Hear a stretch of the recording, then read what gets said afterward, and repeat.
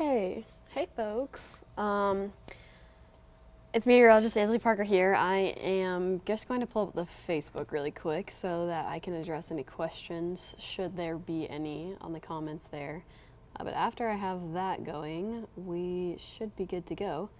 All right, I've got it pulled up now. So, like I said, if you have any questions, feel free to type them in the comments and I'll address them as we get a little bit closer to the end of this. I'm going to kind of break down the entire forecast first, and then again I will turn to questions. Let me just double check that I'm not on mute. Okay. But basically we have a weather impact alert in place if you're not aware. It is for the possibility for a couple of storms basically throughout most of the majority of the day on Saturday. It's a low-end chance, I will say that right off of the bat. We are in a level 1 of 5 risk from the Storm Prediction Center. As we know all too well here in Central Georgia, we get level 1s often. You know, this is kind of your run-of-the-mill cold front that's going to be moving through here that will bring us a couple of strong to severe thunderstorms in portions of the area. So we're getting into that time of year. We're not there just yet, but springtime is right around the corner.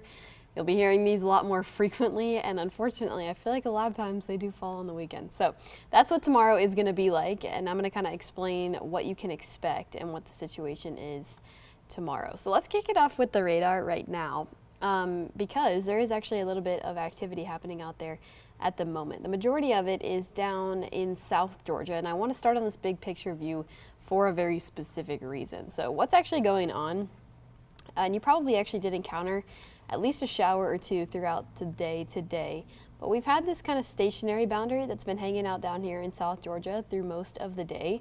But what's kind of weird about this boundary is actually through the overnight hours tonight, it is going to move backwards up into North Georgia. And you can kind of see how it's doing that already at the moment. I mean, the motion of the storms that are out there right now, it's almost going backwards. The front is basically moving all these storms up and to the north as opposed to down to the south like how we would normally see a front roll through here. So a little bit of abnormal behavior from this front, but it's going to sit back up in North Georgia overnight tonight.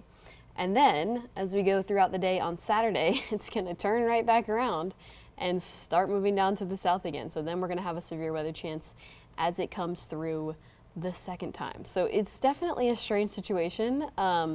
It's just a wonky little front that we have the joy of experiencing throughout the day tomorrow and kind of through tonight as well. So out there right now, if you are in areas like Peach County, Houston County, Bleckley, southern portion of Twiggs, Wilkinson, parts of Lawrence, northern Dodge, even over in Wilcox County, there's some showers out there right now. And with this particular storm, there has been a couple of lightning strikes as well. Occasionally a wind gust, that might blow around some trees, but other than that, there has been not a ton going on here. This has been a quiet little section. It really hasn't been overall too crazy, and this will kind of be the case through the overnight hours tonight.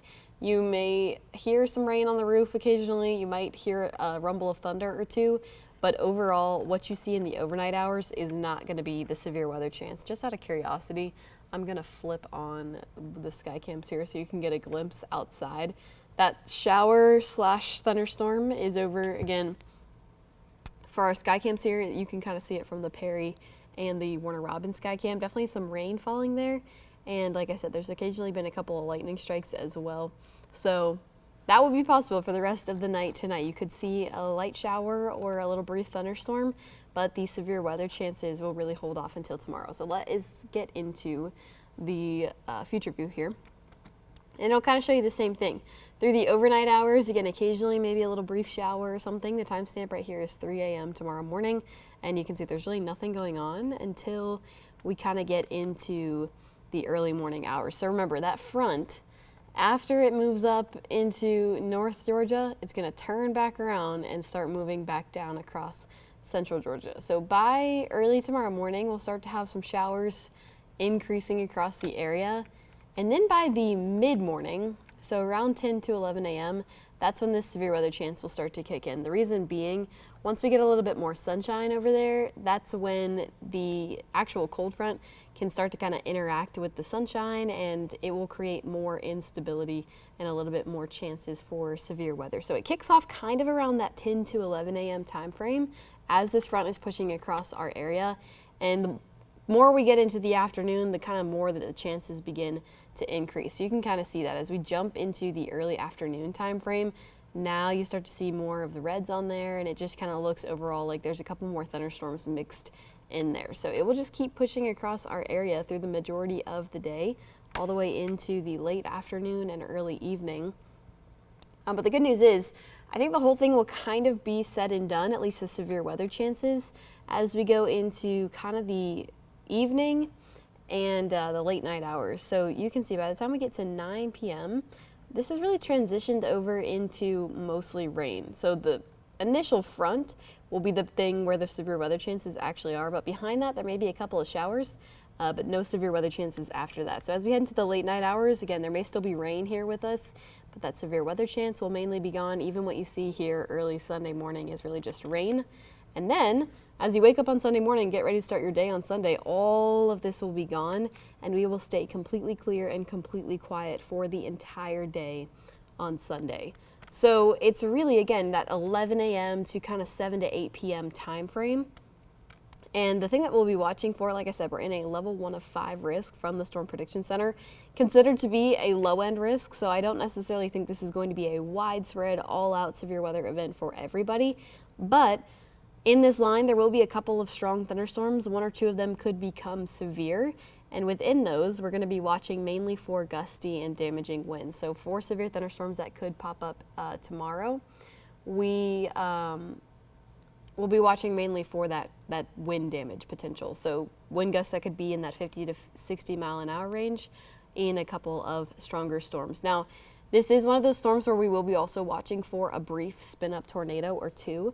I will say this was also a risk that we had last weekend, and nothing really ended up materializing from it, but we will be watching for this throughout the day tomorrow, just because there will potentially be the right ingredients for these things here. So one encouraging thing that I like to point out when we talk about brief spin-up tornadoes, because I know sometimes that can be a little bit alarming to folks, but brief spin-up tornadoes are really, really short-lived if we happen to see anything. So the reason that we call them brief and the reason that we call them spin-ups is just because we're watching for really, really small areas in this entire line of storms that showed some slight rotation for a couple of scans, but then they kind of end up broadening out almost just as quickly as they tightened up. So the good news for this is we're not watching for kind of these long duration, long track tornadoes.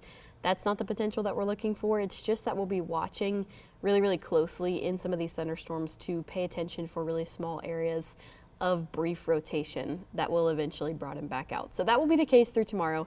I would say primarily these are the things that we'll be watching for, but like I said, this is not going to be a widespread, everybody gets in on severe weather chances tomorrow. It's just a couple of areas within this line could get strong to potentially severe. So within these severe weather chances, I know folks like to see this product a lot, but it's basically just going to show you the same thing that I just kind of talked about. This is the tornado parameter. I want to draw your attention right off the bat to the key. When we start seeing colors that are in the reds and the dark reds, the purples, all these kind of colors over here, that's when we're on the high end for stronger, more damaging tornadoes. When we're all the way down here towards the lower end of the scale, it's more what I just mentioned. We have the chance for there to be some potential rotation within this line, but not necessarily really, really strong, long-lasting, damaging tornadoes. We're just going to have the potential for brief areas of rotation in the line. So that will be there as the line rolls through kind of all the way into the afternoon, and then as the initial kind of line moves out of our area, it will take that tornado potential with it. So by the time we head into Saturday evening, that will move out of our area down into South Georgia, and then again, we are quiet for the rest of the overnight. In terms of rainfall potential, we will see some solid rainfall in areas that get stronger thunderstorms. So that is always the case. Areas that see more gusty storms and just storms that have a little bit more strength to them, they also tend to have more efficient rainfall rates. So that will be the case tomorrow as well. Like I said, the further that we get into the afternoon, the more fuel that there's going to be for a couple of stronger thunderstorms. So that's kind of why the shading takes on the appearance that you see here. Some lighter totals up to the north because the line will be moving into our northern counties in the morning, so not quite as much fuel for stronger thunderstorms. as the line pushes further and further south, this is where the thunderstorm fuel actually kind of is as we head into the afternoon. So that's why you see the rainfall rates a little bit higher down in areas that are kind of south of I-16. I do kind of generally think the trend of this is good thinking because, like I said, the heavier rainfall rates are going to be in areas that have stronger thunderstorms. So I think that the trend of this graph future rainfall is kind of a good thinking. I wouldn't necessarily get too hung up on the exact numbers here, but I do generally think we could see some lighter totals in our northern counties and some slightly heavier totals down in our southern counties. So with that being said, I want to run back through the graph just for folks who are joining late or haven't quite seen us run through this, in case you wanted to see it one more time. And I will kind of stop at specific areas to talk about cities that will be seeing this around certain times. So again, nothing to really worry about overnight tonight. Really not a lot to worry about even in the early morning tomorrow. It's not until kind of the late morning that we start to see the thunderstorm potential begin to kick in. So I would say around 10 to 11 a.m. And that is when this will be kind of in our northern counties. I think the graph model may be running this forward a little bit, but this kind of is the 10 to 11 a.m. time frame. And this is when the severe weather potential is actually going to be the lowest. And you can see that by looking at the Storm Prediction Center outlook as well. In fact, our northern counties aren't even really included in the severe weather potential. That's because, again, in the morning, we don't quite have as much sunshine, but as we head into the afternoon, the Earth's had a little bit of time to heat up. That's when the severe weather potential is going to grow just a little bit. So let me track this back out to that timestamp that I was just at. And then as we head into the afternoon, that's when we'll kind of start to see this fire up into areas like Bibb County, like Houston, into kind of that main center corridor here in central Georgia. So counties like Macon, Crawford, Peach, into Bibb and Houston, Twiggs, Wilkinson, portions of Bleckley and Lawrence, and over into Washington and Hancock and Johnson counties as well. This will be in the early afternoon, heading into the evening. That's when this or the late afternoon, early evening, that's when this starts to make its way kind of south of the I-16 corridor. So that will be later into, again, the afternoon and evening. And then as we head into kind of the late evening, this whole thing, or at least the initial severe weather potential, moves out of our area. So not really a ton to worry about after we hit about 7 to 8 p.m. Saturday night. And then in the overnight hours, we are quiet aside from a little bit of rainfall, maybe a lingering rumble of thunder or two. But overall, the overnight hours on Sunday, you really shouldn't have to worry about too much. And then again, we are cold and clear as we head into Sunday. Now, Saturday is going to be a little bit of a weird temperature day. As we head into the overnight hours tonight with the cloud cover that we still have out there and with this flow, take a look at how the winds are coming in from the southwest. We're going to stay really warm overnight tonight. I went with a low of 60 degrees tonight, and I'm going to say I actually think that that may have been too low. There's a lot of places that will not even dip out of the 70s in the overnight hours tonight. So as we wake up on Saturday morning, you are still going to have that really swampy, almost storm-like feel. You know when you're outside and you're kind of thinking, ooh, it feels really humid and kind of like it could storm? I think that's how it's going to feel when you wake up tomorrow morning. Just a little bit of something in the air. And then as we head into the afternoon, we actually still will have the chance to get really warm. So tomorrow is still going to be kind of a weird, swampy, soupy day. The temperatures are still going to be really, really warm. But as we lose the initial brunt of that cold front, then we're going to start to see the cooler air ushering in behind it. So yes, it will be a swampy, kind of soupy Saturday, but as you wake up on Sunday morning, you're already going to be waking up to conditions that are totally different. So starting on Sunday morning, we're down in the low 40s, which we have not been down in the low 40s for a couple of mornings. By Sunday afternoon, we're back in the 50s. So it is going to be pretty cold on Sunday. Not only are these going to be the actual temperatures, but we're going to have a pretty strong breeze throughout the day on Sunday as well. So this is also just going to feel a little bit colder, and that will basically be the change behind this front. So it does initially bring us that severe weather chance throughout the day on Saturday, but also it's going to make it feel a little bit cold heading into the rest of the weekend and the upcoming work week. So that's just a little touch on temperatures, kind of to show you what else this front is going to do. I'm going to let this run on the radar here for a moment, and I'm going to turn to the Facebook live stream And if there's any questions, I can address those now. I'm pretty sure. Let me see if I can get this pulled up, because I can see a few. But let me see if I can get all of the questions. I might have to go on my phone.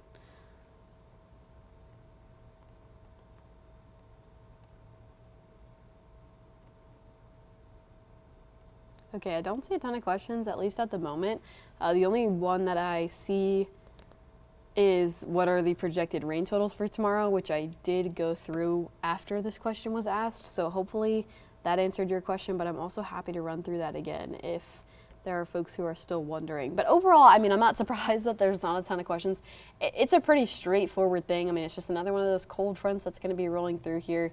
There could be a couple of embedded strong to severe thunderstorms, but overall, I think a lot of areas will kind of just be dealing with rainfall and a couple of rumbles of thunder because, again, it's just a level 1 risk. We're not really in anything much stronger than that. Brandy Reynolds, I see your question about tornado chances. I'll go through the tornado parameter once again, but just to put your mind at ease a little bit, I want to mention there will be a brief spin-up tornado chance as we go throughout this kind of line coming through here, but it's just a chance for there to be really brief areas of rotation within the line. So I hope that makes sense when I'm saying that. All of that really means is that anything that does pop up tomorrow that tries to show signs of rotation is just going to be super short-lived. So it's not going to be something that spans, 5, 6, 7 counties. It's really just going to be something that shows some brief signs of rotation, and it may be a storm that we watch even after the tornado warning expires, but it's not necessarily going to be kind of these really, really damaging long duration tornadoes. So this is what the potential looks like. What you're going to see as I play this forward is that it's basically just going to be ahead of this line. Pretty similar to what the Storm Prediction Center outlined, right? They kind of excluded our northern counties. It's just because as we head into the early afternoon, that's when the sunshine and kind of there will be more instability down in these areas. So you're just going to see this as we play it forward. Imagine the cold front is pushing all these tornado chances out, and that will be the case. Right ahead of this front, there will be a chance for there to be brief rotation within the line, but as the initial push of the line leaves our area, it'll take the tornado chances with it. So it's a low-end tornado chance. It's definitely something that we'll be watching for throughout the day tomorrow, but it's not necessarily we're not in a level 2, we're not in a level 3. It's not necessarily a major concern. It'll just be something that we pay attention to as the line moves across our area. I see the question about, is this a strong storm heading into Dublin right now? At the moment, it really doesn't appear to be.